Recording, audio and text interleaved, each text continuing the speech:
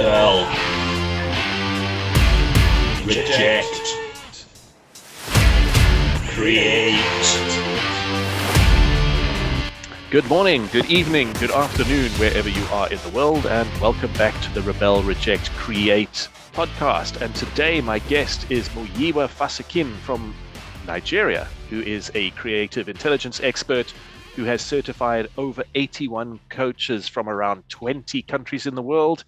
And he is the founder of the GLCICC in Texas, USA, as well as the School of Creativity and the World Change Summit. And I've got Muyiwa here today because, well, you're not the first person I've interviewed from Africa, but I think you're the first person from Africa whose main focus is just creativity. Yeah. So Muyiwa, how did that happen? I mean, why did you end up thinking creativity is so important and wanting to help people be more creative? Yeah, thank you very much, David, for having me. As usual, thank you very much. All right. So I used to be a university professor. So I lectured economics for 7 years in the university. And but I was discontent. I call that purposeful discontent. I just knew something was not right, just in the four walls of the university and just teaching. You go back home, you come back, nothing different, So I was almost getting frustrated. I was being paid, I was earning my salary, but I was not just happy. I mean, I just needed this excitement, this life, and it was not coming. So I knew something was wrong. So I knew I like doing things differently and uniquely. I know sometimes I like being crazy about doing some stuffs and all that. And I had a very open mind to do stuffs that could be even unthinkable or undoable. I mean, and that environment will not permit it. Obviously, will not permit that. It's too regimented, it's too rigid. I mean, it's not flexible, everything contrary to what is in me. So I had to find me. I had to find me first. So finding me gave me the insight that this is not where I'm supposed to be. And that's how I fully launched out into the creativity space, which I realized had been my space for so long, but because of different constraints, had not been able to express myself. So immediately I left the four walls of the university, I found myself doing great stuff, because I discovered that creativity was being limited, was being constrained, but it has been in me. Even as a lecturer, I expressed it. I explored it to a level that I was permitted to. But it just got me on immediately. I left the four walls of the university. All right. Now, I mean, with everything you've learned since then, if you look back at that university experience, isn't that strange? That a place where you go to learn and to grow as a human being can be so limiting. I mean, what needs to change to fix that? Well, I think the way the educational system has been structured would not, maybe in Africa, I don't know about other countries, but our continents, but in Africa, the structure of the educational system, the structure of the curriculum, the syllabus, it's not really enabling creativity. It's not enabling expression. Now, in my book, Creative Intelligence, Maximizing Creative Intelligence, I said some things, and in some of my classes also, I said something about what creativity is. One of the things I said creativity is expression. Creativity is freedom. Creativity is fun. Creativity is intentionality. Creativity is fun and play. I've said that already. Creativity is light. Creativity is life. So creativity is active. Yeah. And university is the opposite of all of those things. Yeah. So, the environment will not really allow fun, will allow play. They want you to be serious. Yeah. You're a serious student. I don't know, David, why you were in school. Maybe you were a serious student like me. I was a very serious student. And creativity finds it out to thrive under tension. Yeah. You know, under an atmosphere that there's no liberation, there's no freedom, you know, there's no free will. You can't just feel like doing this and you do it. You don't just feel like acting like this and you act like that. You must follow the rules. And creativity might not totally comply with the rules. Right. You know, I think, I mean, what you're saying is my experience of school as well. And you know, I think school and university as we know it was set up for the industrial age. You know, you had to obey the rules so that you could do this kind of work. And now the world has changed. We're now in the information and the intelligence age, and the work we're going to do and are doing is totally different, but we're still trying to educate people in this it's actually an old-fashioned way, right? Yeah, you're right. I mean, it's more of the old-fashioned way, and it has not been changed. But we have some professors that are involved in the creative innovations and the creativity and innovation, like Jim. Professor Jim says students that will do his test and exams, it gives them extra marks for failing. Trying to encourage them that but David, listen, you can't fail unless you've made attempts. Yeah. So it's an evidence that you have done something. That's why you are failing. Those that don't do anything don't fail because they've not attempted anything. So why would they fail? So he said to encourage them that, okay, you failed this. So what do you know now? Okay, I know I'm not supposed to do it like this. That's success. So that's the mindset of the creative professor. But we have very few of those kind of people around. If you're in school, your professor wants you to give him back what he gave to you in class. That's how you get good marks. But you need to get crazy, and your professor is not crazy, then you have crazy marks. Right. Right. So Muyiwa, I mean, apart from what we just said about the world's changed, why for you is creativity so important at this moment in history? Why are you on such a mission? Well, I'd known that creativity was so, or is so important earlier on, but 2020 made a lot of difference in my life. Okay, I always tell people that I'd never made a million of my currency before in my life.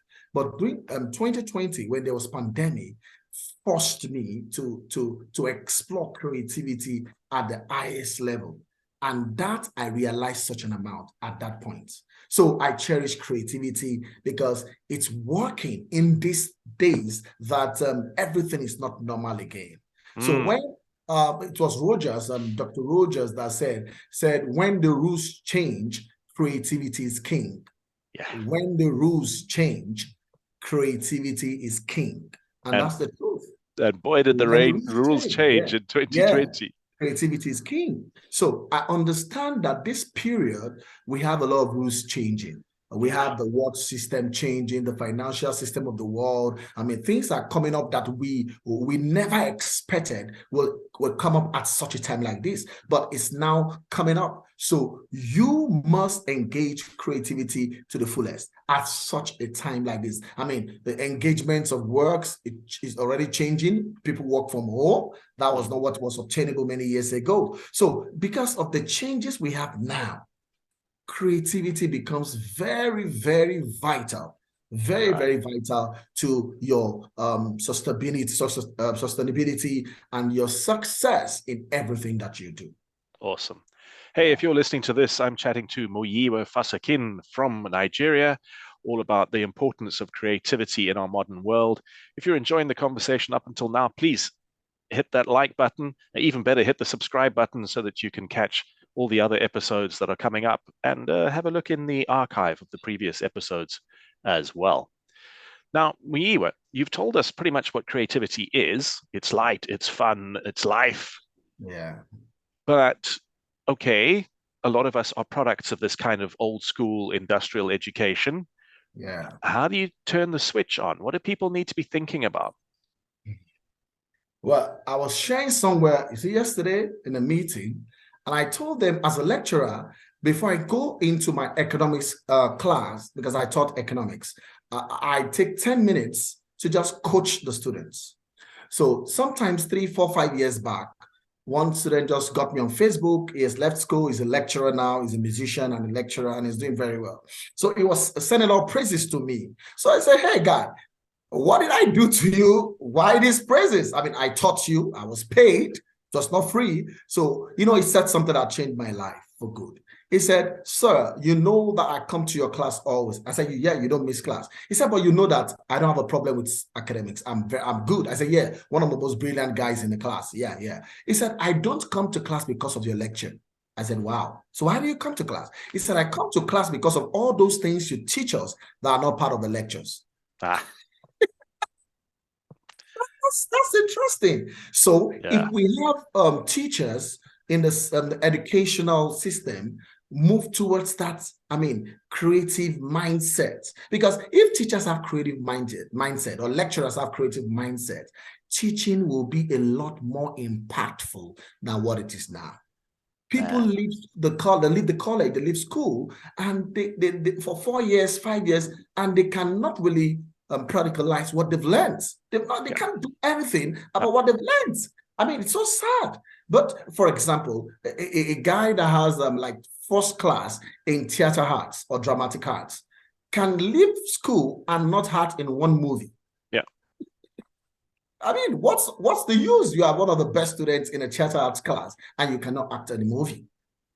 So we need to get creative with teaching, and that's the solution I'm providing. We need teachers. They can be trained in schools. We can go to schools and train teachers apart from the content they're teaching. What about how to pass across the message in a very creative way? And that's why I think it was Bruce Lee. It was Bruce Lee that said, we don't have dull students, we only have dull teachers. It says something like that. Because that's true, because you claim that the students are dull, but you, the teacher or the lecturer, you are not passing the message across creatively. There's no innovation in your teaching. So it's not effective, it's not impactful, and it's not future dreaming, and so that's much problem we have here. It makes me think of my experience of high school, which I hated. I was a fairly good student. I was quite serious, but I just didn't enjoy high school. And when people ask me, what is the most important thing you learned from high school? My answer is it was public speaking. Because that was an optional extra that you could do if you were interested. So I was part of the debating team and the public speaking team. And the teachers who took those sessions were there because they really wanted to be, because they were passionate and they believed in it. And that's the only thing that I really feel has had any impact on my career from high school. And it wasn't part of the program. I hear you. True. Yeah. All right, Muyiwa. So, someone's... they found your website, they've seen you on YouTube, they've heard this interview, and they bump into you in the streets of Nigeria, and they're like, Muyiwa, I am not creative, but I want to be. What must I do tomorrow to help me become creative? You're only allowed to say one thing. What one thing will you say? Well, the first thing I will say is that you just told a lie. Preach. Yeah, you are creative. You are creative. That's a lie. But there are a few things that you might not know. Number one, you don't know that you are creative. Or you know that you're creative, but you are not engaging that creativity. Those are the two variables involved. Now, one side is that you have something doesn't mean you use it. You have it. But this is a headphone you have. You might decide not to use it, but that doesn't stop you from, saying that I have it, but I've chosen not to use it. So people have chosen not to use creativity, not because they don't have it, but because some of them are even scared of the repercussion or the consequences of engaging your creativity. I'm always sharing this story of my son. So my son, when he was 5 years old, he's now 7, going to 8. When he was 5 years old, I gave him apple drink in a cup like this, apple drink in a cup like this, and I poured it there. When I poured the apple drink there, I gave him. So he went to the kitchen. And I went to the bedroom. So a few seconds later, the guy was shouting, "Daddy, Daddy, I'm creating, Daddy, I'm creating." I said, "What?" Because I just almost got fed up again. "What is it? What is it?" And I said, "Daddy, see my drink." David, you cannot imagine what this guy did. He went to the kitchen, got cucumbers at 5 years old, got cucumbers and sliced cucumbers into the apple drink. And I tasted it. You can't believe the recipe. Fantastic recipe. Fantastic recipe. In fact, when I want to speak in Rwanda, they asked me, "Now, what about the recipe? Did I make any money?" I said, "I didn't think of it." And that was a very, very bad mindset, because I just felt, what did he do? But I tasted it, was very nice. But I didn't just take it. I didn't think I should take it to the next level. Yeah. It could have been one of the most sold drinks around day to day, but I didn't think of it. So what I'm saying is that a 5-year-old boy knows that he is creative. What about you that you're an adult? Yeah. I mean, you are creative. I mean, I didn't sit my son down and say, "Hello, you are creative." He just knew that it was more than just the ordinary. He could do something differently, and he did it. So I would just tell the person on that street, "Hey, guy, you are creative." It's either you don't know you are creative, or you are not willing to engage that creativity. All right. So, I mean, you've helped quite a few people through that process of realizing that and getting to grips with that. What is the biggest reason that you hear? People say, "I'm not creative because," what is the biggest one? The one you hear the most? The biggest one is the fear of failure and making mistakes. Nobody wants to fail. People don't want to make mistakes, so they want to be perfect. They just want to be perfect. They don't want to get it wrong. They don't want, and that's why even of course, that kids are more creative than adults, because kids just try everything. Yeah.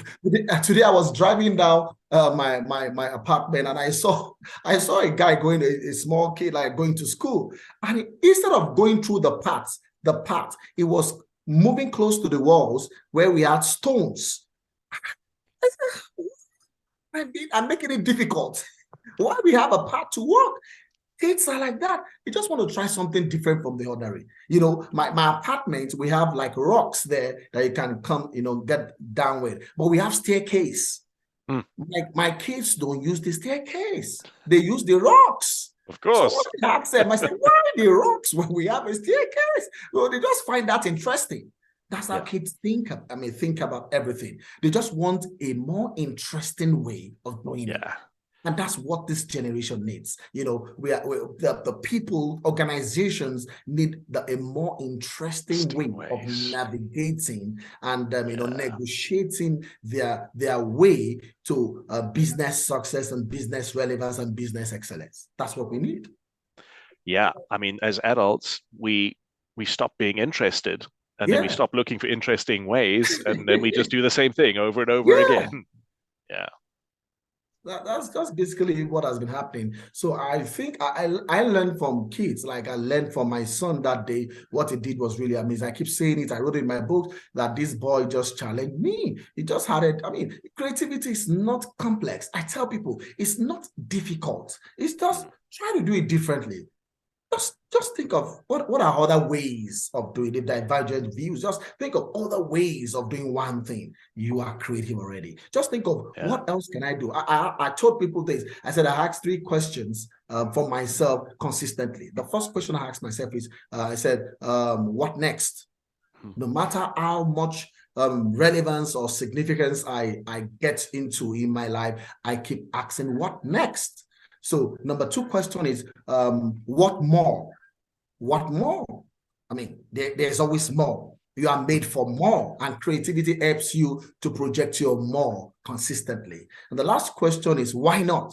So when you're going to this height and you are feeling, oh, can I really get there? Is this possible? The next question you should hear is, why not?